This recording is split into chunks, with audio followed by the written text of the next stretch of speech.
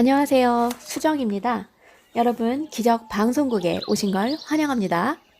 자, 오늘은 2020년 4월 23일 목요일입니다. 순수 목요일입니다. 자, 오늘 불목인데 뭐 하고 계시나요? 뭐 좋은 일 있으신가요?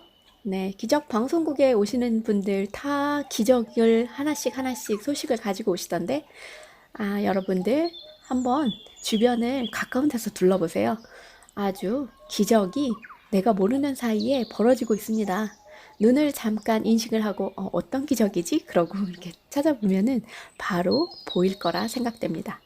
저도 그렇게 기적을 찾았으니까요. 기적 방송국을. 자, 오늘은 제가 특별한 책을 준비했는데 블레이크 시선입니다. 윌리엄 블레이크 시고요.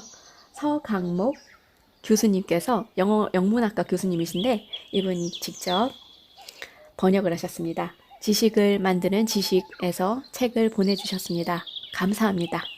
자, 이 시 읽어드리기 전에 지은이에 대해서 좀 알려드릴까 해요.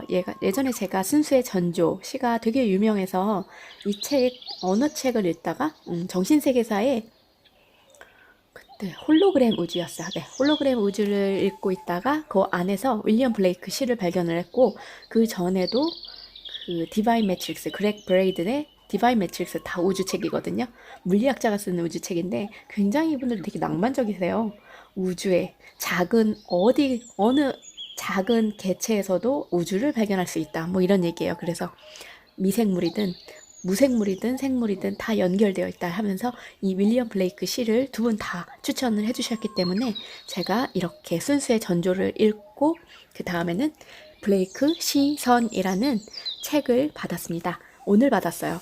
그래서 이 책에 대해서 지은이에 대해서 일단 알려드릴게요. 윌리엄 블레이크는 1757년 11월 28일 런던의 브로드가 28번지에서 아버지 제임스 블레이크와 어머니 캐서린 블레이크 사이에서 둘째 아들로 태어나셨대요. 그는 어릴 적부터 특이한 경험을 한 것으로 전해지는데 4살 때 하느님의 모습을 보았고 나중에는 나무에 천사들이 앉아있는 모습을 보았다고 해요. 소규모의 잡화상을 운영하던 아버지 제임스는 그에게 제대로 된 교육을 시킬 수 없었고 10살 때 사설 미술학원에 보내는 정도였대요. 12살이 되는 1769년부터 짧은 시들을 습작했고 이때의 작품들은 시적 소묘에 실려 있대요. 15살 때부터 7년 동안 당시 꽤 알려져 있던 판화가 제임스 버자이어 밑에서 도제 생활을 했고 이때 배운 판화 실력이 평생의 생계 수단이 되어 20대의 블레이크는 화가로 성공하기 위해 혼신의 노력을 다해요. 그의 이른바 완성작이라고 불리는 동판화, 시화집 제작에 필요한 밑그림, 수채화, 유화 등의 기술들이 이때 연마가 됩니다. 청년 블레이크는 남의 책에 사파를 그려 넣거나 판화를 제작해 돈을 벌었고 간간히 시를 쓰기도 해요. 25살이 되던 1782년에 채소 농장을 경영하던 윌리엄 바우처의 딸 캐서린 소피아 바우처와 결혼을 했고 캐서린은 첫눈에 그가 빈털털이나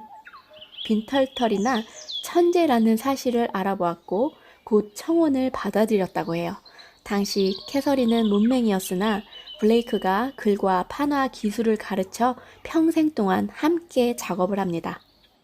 안타깝게도 둘 사이에 아이는 없었다 해요. 이후 블레이크는 더 많은 자신의 그림과 글을 동판화로 제작하는데 채색 인쇄법이라는 자기 고유의 동판화 제작법을 고안해냈어요. 순수와 경험의 노래를 위시한 그의 대표적인 작품들은 모두 이 방법에 의해 동판화로 제작되었고 1790년 템스강의 반대편 지역 램버스로 이사하고 그곳에서 램버스 예언시라고 불리는 일련의 예언시들을 썼어요. 이때의 블레이크는 그림 그리기 강습과 남의 책에 사파 그려넣기, 다른 화가의 밑그림을 판화로 제작하기 등 작업을 통해 생계를 꾸려나가요. 출판업자 조지프 존슨의 출판물에 사파를 그려넣기도 하고 그의 집에서 당시의 급진적 개혁주의자들 조지프 프리슬린, 토머스 페인, 윌리엄 고드윈, 메리 울스턴 그래프트 등과 회동하게 된 것도 이 얼음이에요. 블레이크 판화의 특징은 영국의 옛 전통에 맞닿아 있는 복고적이고 고딕적인 화풍이고 아마도 새로운 인쇄술의 발달과 대륙의 신화풍들의 영향 탓이었겠지만 1800년대로 향해 가며 그의 일감은 점점 줄어들어요. 블레이크가는 1800년에 남부 해안의 시골 마을 펠펌의 조그만 오두막으로 이사하게 되고 이곳에서 그의 장시, 오두막에서 대작이 만들어지네요. 그의 장시, 3부작이 구상되거나 일부 창작됩니다. 이 이사는 부유하긴 하나 다소 속물적인 화단의 후견인 윌리엄 헤일리의 제안과 후원에 의해 이루어졌습니다. 그러나 블레이크는 단순한 판화 제작자 수준으로 이용하려 한 헤일리와 그의 사이는 곧 틀어지고 헤일리에 대해 내 육신의 친구인 척 굴려 하나 내 정신적 삶의 적이다라고 블레이크는 쓰고 있어요. 1803년 블레이크는 펠펌에서의 생활을 정리하고 습기 찬 기후가 아내 캐서린의 고질적인 류마티즘에 해롭기도 했고 무엇보다 8월에 있었던 사건이 그곳에서의 생활을 계속하기가 어렵게 만들고 술 취한 국왕 직속 기병대 소속의 사병 스코필드가 블레이크 집 정원에 난입했는데 블레이크는 그를 비난하며 멱살을 잡고 그가 묵던 여인수까지 밀어붙였어요. 나중에 스코필드는 블레이크가 왕과 국가에 위해가 되는 선동적인 발언을 했다고 고발하고 프랑스와 전쟁 중이던 당시 영국에서 선동죄는 교수형에 처해질 수도 있는 중죄였어요. 1년의 송사 이후 이듬해 다행히 블레이크는 무죄로 방면되지만 이 사건은 그의 시세계에 적지 않은 영향을 미쳤어요. 그는 스코필드와 그 동료를 예루살렘에서 한 악당의 한 무리로 형상화해 심판하죠. 나아가 그는 후기의 장시들을 두꺼운 개인적 신화 체계로 둘러싸 시의 상징적이고 암시적인 분위기를 더욱 강화했어요. 만년의 블레이크는 시 창작보다는 동판화 작업에 더 경주했고 이 시기 초서의 캔터베리 이야기 그리고 욥기, 단테의 작품, 밀턴의 복락원 등의 사파를 제작합니다. 블레이크는 1827년 8월 12일 69세의 나이로 사망했어요. 천국에서 자신이 본 것에 대해 노래하며 죽어간 것으로 전해져요.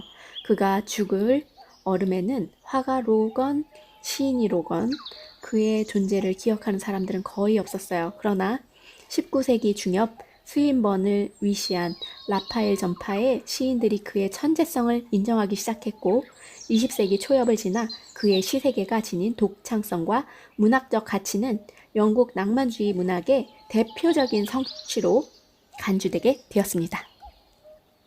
순수의 노래 서시 야생의 골짜기를 따라 피리 불며 즐거운 환희의 노래를 부르고 있을 때 구름 위에 한 아이를 보았네.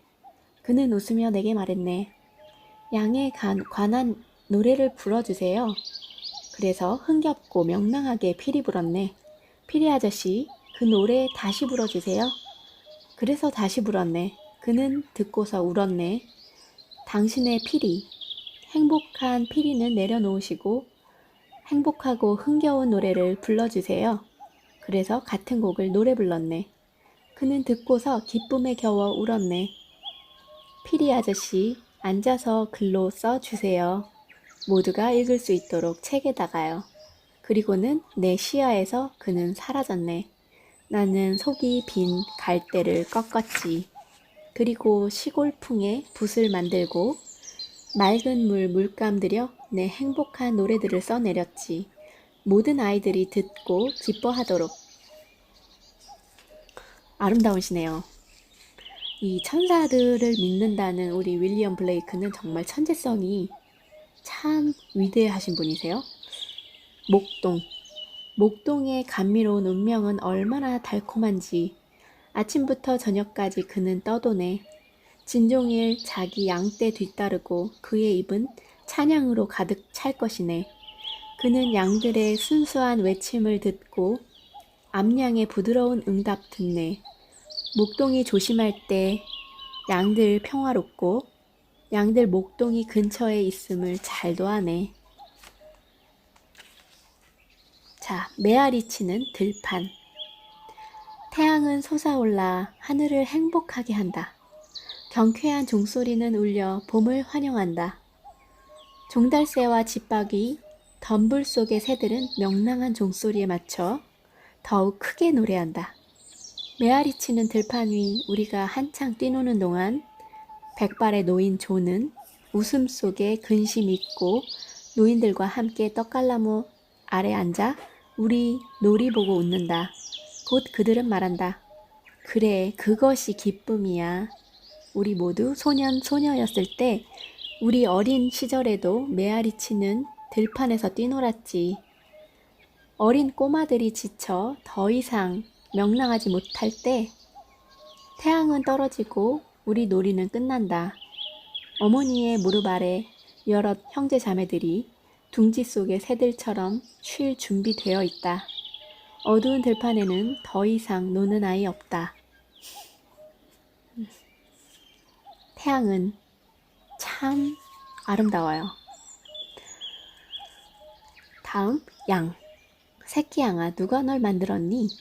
너는, 아니 누가 널 만들었는지 너에게 생명을 주고 시냇가와 풀밭 위에서 먹게 해주고 부드럽기 그지없고 양모처럼 빛나는 희열의 옷을 주었는지 모든 골짜기가 즐거워하는 그렇게 부드러운 목소리를 주었는지 새끼 양아, 누가 널 만들었니? 너는 아니, 누가 널 만들었는지 새끼 양아, 내가 말해줄게. 새끼 양아, 내가 말해줄게. 그분은 너의 이름으로 불린단다. 스스로 자신을 양이라 하셨기에 그분은 온화하고 부드러우시다. 그분은 어린아이가 되셨단다. 나는 아이, 그리고 너는 양. 우리는 그분의 이름으로 불리네. 새끼 양아, 하느님 널 축복하길. 새끼 양아, 하느님 널 축복하길. 이 시는 당시 아이들의 종교 교육 방식이었던 교리 문답 형식을 활용하고 있어요. 그러나 내용 면에서는 교리 문답의 권위적이고 억압적인 분위기를 근본적으로 비판하고 있습니다. 네, 우리 아름다운 자연과 그 자연에서 우주를 바라볼 수 있는 윌리엄 블레이크 글을 통해서 우리 또한 그 넓고 넓은 우주와 이 세상 모든 것들이 다 함축되어 있는 참 아름다운 낭만을 느꼈어요, 저는. 너무 감사하고요. 이렇게 기적 방송국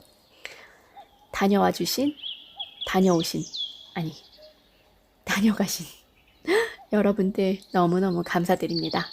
여러분께 기적과 축복, 사랑, 감사, 찬란함, 기쁨 모두 전해드릴게요. 보내드립니다.